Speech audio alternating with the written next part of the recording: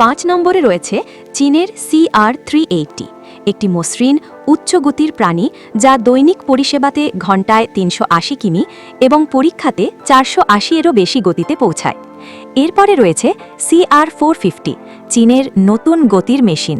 এটি প্রতি ঘন্টায় 450 কিমি গতির জন্য ডিজাইন করা হয়েছে এবং শীঘ্রই পৃথিবীর দ্রুততম নিয়মিত পরিষেবা ট্রেন হয়ে উঠবে। তৃতীয় স্থানে রয়েছে ফ্রান্সের কিংবদন্তি TGV।